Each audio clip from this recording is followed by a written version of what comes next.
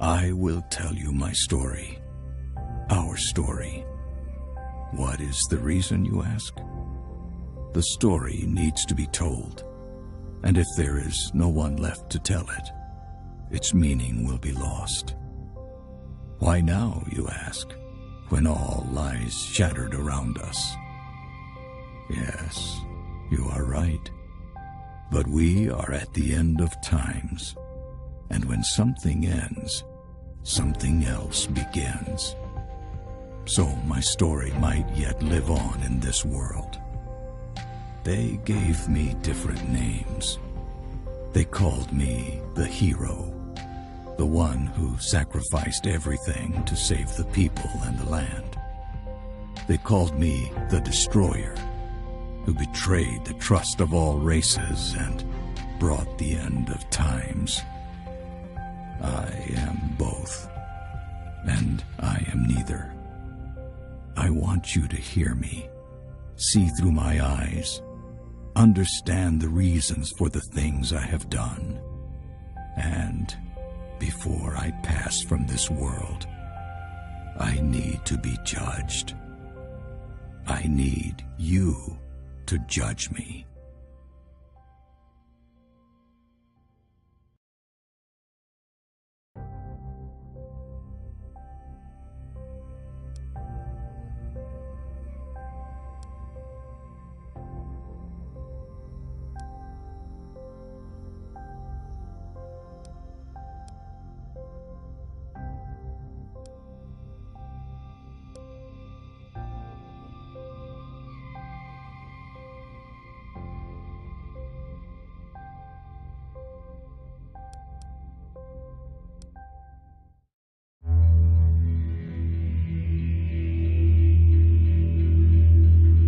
Our land is dying, and we are dying with it. This was not always the case. Artara was once a place of wonder and beauty. The 5 races thrived in peace and harmony. Then, long ago, something happened. A cataclysm of unimaginable proportions. Something so disastrous, we don't even have a name for it. For when it destroyed our civilization, it took with it all knowledge of history. The past is now lost to us. Our future is uncertain. We are left trapped in a bleak and dismal present. The land itself is our enemy now. The weather extreme and unpredictable. Droughts persist for several weeks, followed by floods that wash everything away. Yet our gravest problem is the lack of sunlight. Storm clouds shroud our world in everlasting twilight. Without the sun, we are unable to grow food, and so we struggle to survive this dark world, a seemingly hopeless battle. I look back now to when I was a young boy, living on the fringe of the human domain. While hunting for food, I stumbled upon ruins uncovered by a recent earthquake. A bad omen, normally avoided. But this time, something drew me in.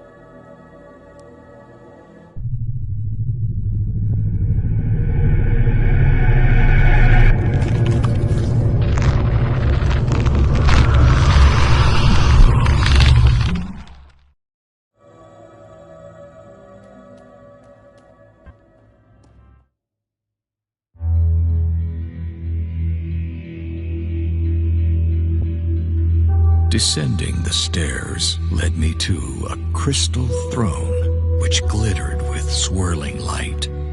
I felt strangely compelled to approach and sit. As I took my place upon it, a sudden torrent of light enveloped me. The illumination overwhelmed my senses.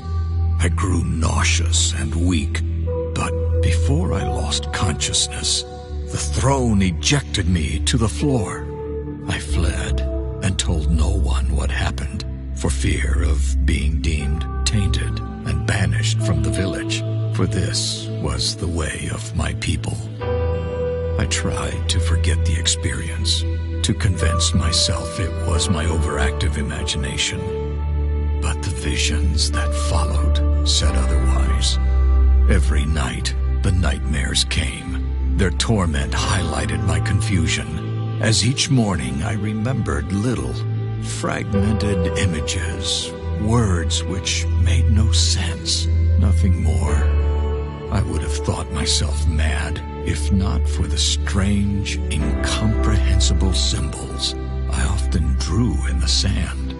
Proof that forces beyond my understanding were at work.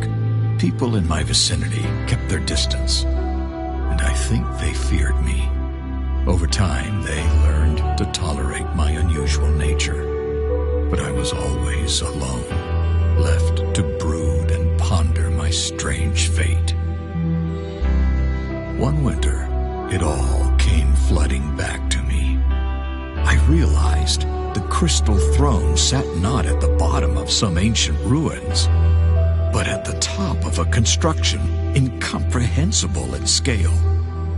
That the ruins were not ruins of some lost city or ancient castle, but a single massive tower buried deep within the earth, and buried upside down. Some unexplainable force had lifted the construction into the sky, rotated it, and driven it into the ground.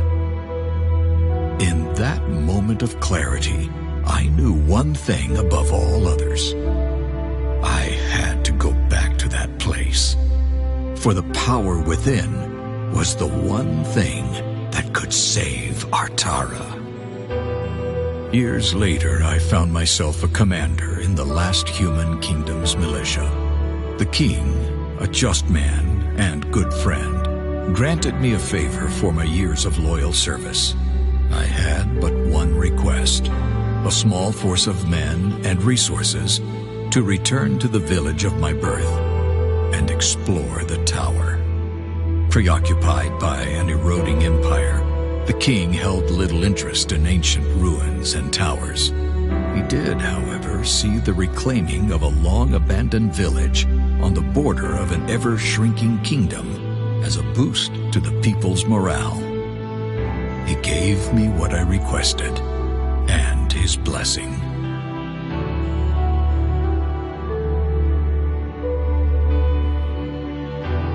So here I am, returning to the very place which has haunted me my entire life. It is a desolate place now. Time has not been kind to my village. Most of it has rotted or been washed away.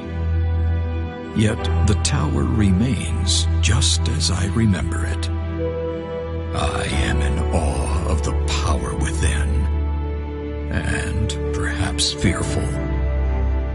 The men and I are setting up the camp in the village, while Cain and Maev, two of my most capable warriors, will scout the tower. Once again, I feel its call. We must uncover its secrets.